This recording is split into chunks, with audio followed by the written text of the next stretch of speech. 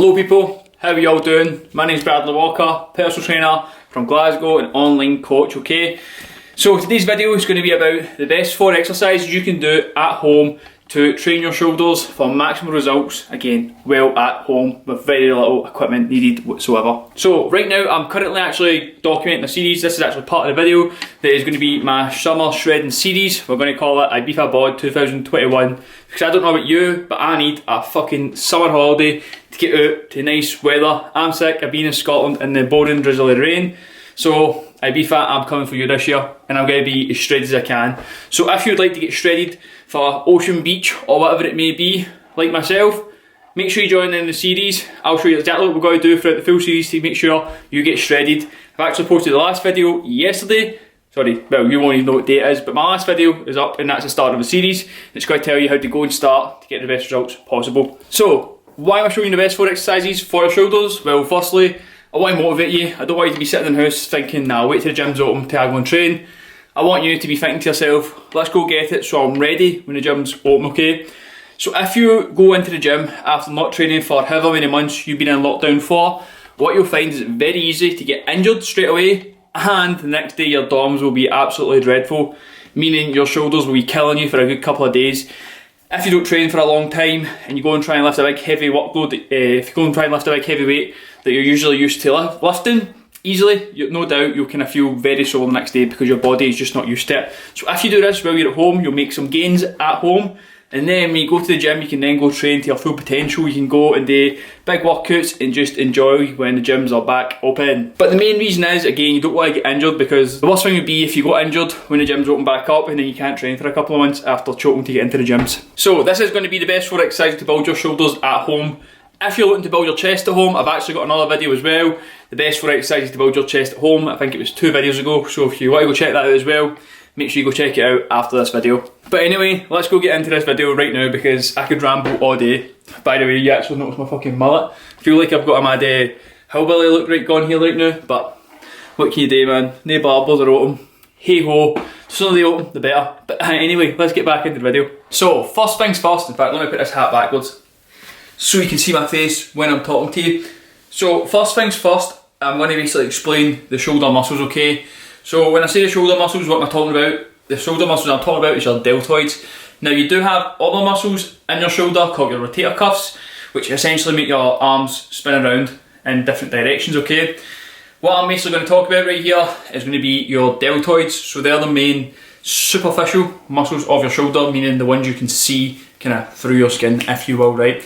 So there's 3 main ones. You're going to have your anterior head, medial head and posterior head, basically meaning front, side and back. So each of these essentially have a different job they do for your body, okay? So firstly, the front one essentially brings your arm above head, or brings your hands above head height. The side one brings your arm up and out to the side. Hopefully you can see that, hopefully that's in the shot there. And then your back one essentially drives your elbow back the way, okay? So when you're doing certain back movements, your elbow does go back the way, but think about when your elbows are up high and going out, and going back, that's when your real deltoids are coming into it. So with each of these, we essentially have to train them slightly differently, okay? Meaning we do different exercises for them, moving in the way that they move, okay? But I'm going to just explain to you how we work pretty much any muscle, but let's just say for the shoulder muscles right now. So the first thing we want to do is shorten and lengthen the muscle as much as possible. So what I mean by that is, if you can imagine this is my shoulder muscle here where my fingers are, this is it in a long position. I want to shorten that as much as possible. Do you see how the gap in my fingers gets shorter there? And then when it comes down it gets longer. So if I look for here, it's long to thin, long to short, long to short, long to short. I wish I was leaner because I'll show you that in my physique, but you can't see it right now, but I'll just show you with my bicep as well. So your bicep, as you can see, is long here, and then when I bring it in, it's shorter, long to short. That's how you want to work any muscle. You want to lengthen it and shorten it as much as possible. So with each head, we'll need to move our arms in different directions to do this, to achieve the required result. Next up, we're going to focus on the squeeze as well. So when you're doing it, you're not just shortening it and lengthening it as fast as you can. You want to bring it up and really focus on squeezing it all the way through and really feeling the movements. Kind of again, focusing on that squeeze, feeling that burn, etc, etc. Really trying to focus on feeling the muscle actually work and do the movement. And that's going to ensure that we're putting basically the stress on the right area of your body to make sure that's what grows. Otherwise, you might be doing an exercise and somewhere else might be doing all the work. Next up, after that, we're going to focus on time under tension. Now that sounds pretty complicated, but all that basically means is each rep we're going to focus on keeping the movement nice and slow. So again, I'll demonstrate with overhead press, for example. If you're going up and down really fast, the muscle is actually working less and you're kind of relying more on momentum. Whereas if we go really slow, the shoulder muscles are having to work a lot more. I can literally feel that working so much more there just by doing that. So time under tension is going to be important. So what I would say for good time under tension is you can come up for about 1 second and then come down for about 3 to 4 seconds. So 1, 2, 3, 4. And that's a good amount of time under tension. And then the last thing, of course, is we kind of want to apply some more external tension to the muscle or some more resistance to the muscle, and we'll do that by simply using dumbbells, barbells, resistance bands, or whatever you can use to add some extra resistance to the muscle group. So now that we know what the shoulder muscles are, what they do and how to train them, I'm going to show you my 4 top exercises you can do at home to develop all 3 heads of the shoulder and make a nice capped shoulder that really gives you a nice wide looking frame at the top and emphasises that V taper, again making you kind of look thin at the waist and kind of wear at the shoulders and giving you a nice broad look. So the first exercise we're going to do is going to be a dumbbell overhead press. You can change this up and do it with a band, but I'm just going to show you with dumbbells because I have them sitting right here, okay? I will show you a variation you can do with a band, and another way you can actually change up the exercise as well towards the end. But let me just first show you this, right? So, standing overhead dumbbell press. So what you got to do is start with your dumbbells at the side, bring them up, and see how I keep my elbows tight into my body. What I'm going to do for there is then put a slight bend at my knees, keep my core nice and tight, and for there I'm going to press them up and over my head. Breathing in as you're coming down till they come to about chin height, and then breathing out all the way up, coming down nice and slow. When you're doing this as well, you want to make sure you're pressing this up and over your head.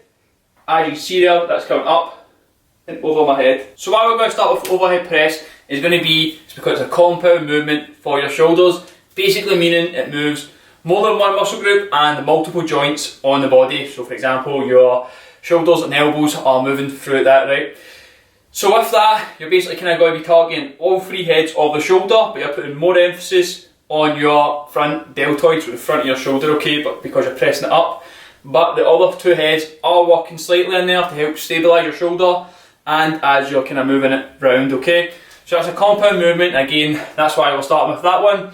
That is basically going to tire out your shoulders before you go and do any other exercise, and it'll make the lighter exercises feel much harder. A little tip you can do with this one is you can actually do this kneeling as well. So if you're finding when you're standing it's too easy, you're actually stronger in a standing position. So I'm going to show you a variation you can do kneeling down, basically to make this kind of a wee bit harder. Just another wee kind of tip I want to emphasise with this before I go and do this one is make sure you're really pressing these dumbbells up and over your head, which you'll see in the next little clip. So by doing this kneeling, I basically like to think about it as you're essentially treating this exercise as a seated variation. So you can do this with multiple things. For example, bicep curls can be done down here as well, right? But basically sitting here kneeling, you've got to take all the momentum out of it because your legs can't help bounce you up. And again, we're going to start here and press this up and over our head. So breathing in as we're coming down.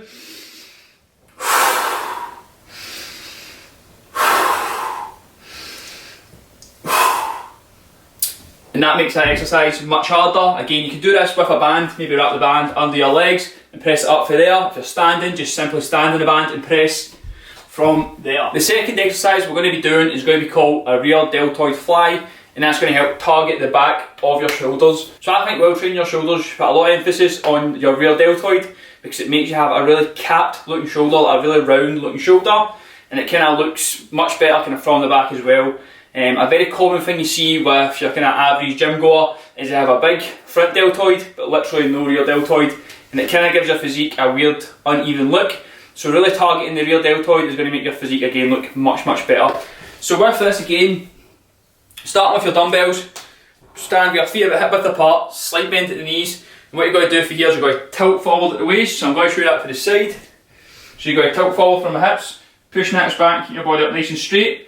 And then from there, you've got to take these out and back slightly. So they're coming out to the side, but my hand's coming slightly behind my shoulder there. Up and back, controlling it down, breathing out. I'll now show you this for the front. Kind of while I'm showing you through the front, watch how my elbow doesn't actually move. I maintain a slight bend in the elbow the full way through the movement. So again, slight bend at the knees, push the hips back, chest high, and I'm going to put a slight bend at the elbows and maintain that, and take that out to the side. Control it down really slow, breathing in, and then breathing out. Control it down. See how I stop just before my arm is completely hanging down? That's going to keep tension on the muscle and make it work much harder throughout the movement.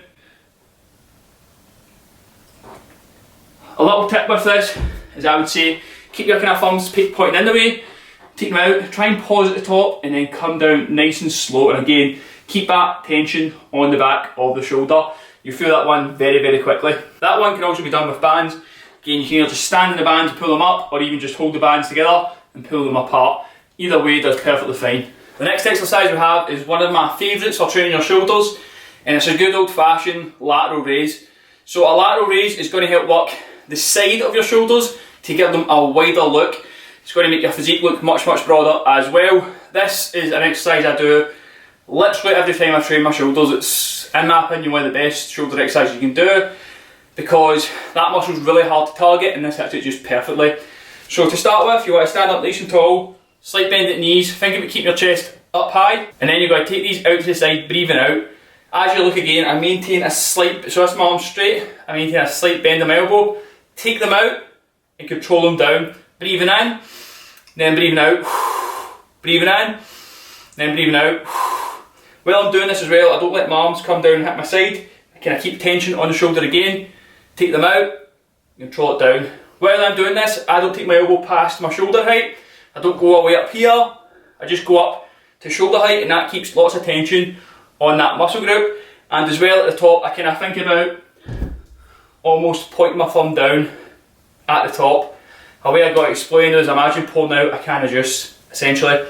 A little tip with that one again is always try and keep your arms from relaxing at your side, so don't let them come down and flop.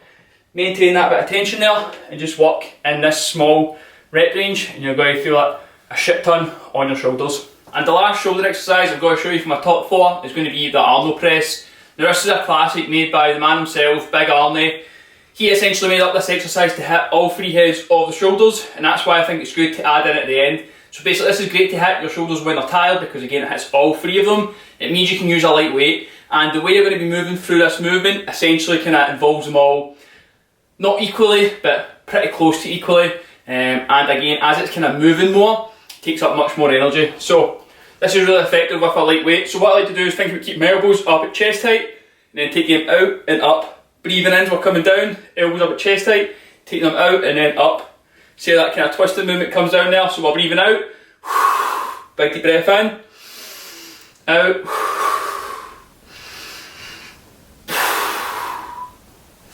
so with this exercise you can do it standing up. I recommend you try it seated because it takes a lot of the momentum out of the movement, which basically makes it a lot harder for your shoulders. And the last little tip I say for that exercise again is think about kind of keeping your elbows up high as you're doing this. Don't let them fall down here. Keep them up high, and that's going to keep a lot of tension on the shoulder muscles. So that's been my top 4 exercises for your shoulders. Now I'm going to tell you how to go and apply this to your own training to get the maximum results. So now that you know what exercises to do, I'm going to tell you how to go and start implementing these into your training to get the maximum results. Because it's all good knowing what exercises to do, but there's still a lot of things you need to think about to make sure you're getting the most results each week with your shoulder training. So the first thing I'm going to touch on is how many sets to do per workout for each exercise. Just got to keep it nice and simple and say do 4 sets per each exercise per workout. So that means 4 of each, 16 sets in total for your full workout, and then that's it done. Next up, I'm going to tell you to use a rep range of 8 to 15 reps. The reason we do this is it's a hypertrophy rep range, meaning the muscle building rep range. We have to go up to 15 reps because odds are at the house you've not got as heavy a weight as you would like to be using. So going up to that 15 reps kind of keeps you in the muscle building range while still using a light weight. Next up we have tempo, which I briefly touched on, which was time under tension. Tempo is essentially the speed at which you move through the movement.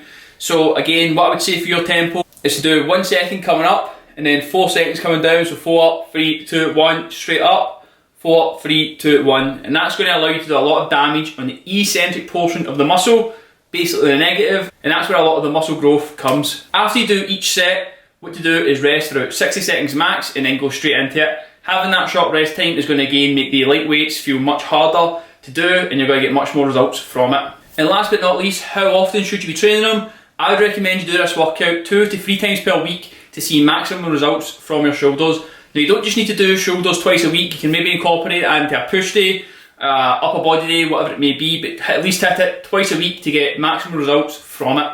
And finally, here are some wee tips just to make it that bit harder if you're a bit more advanced in training and that's too easy for you. The first one is going to be do drop sets. So start with maybe, for example, 10 kilo in the movement and then half the load to 5 kilo and do some more reps. That's going to really burn them out very quickly. Another training technique you can use is supersets. So you do 2 exercises back to back. So for example, maybe you do your overhead press straight into your rear deltoid flies and then rest after that. That again is going to reduce your recovery time and make each set harder and harder and harder as it goes on. And the final training technique you can add in is a pause rep. So what that basically means, when your muscles in a fully stretched position, so for example an overhead press down here, pause for 1 to 2 seconds and then go up.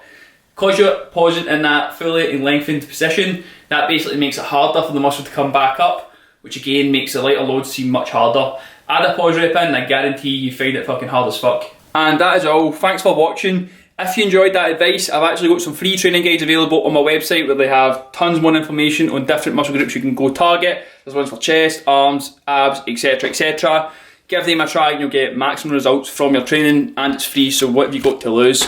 So just before you go, please make sure to subscribe and like the video, and I'll see you in the next one. Bye bye.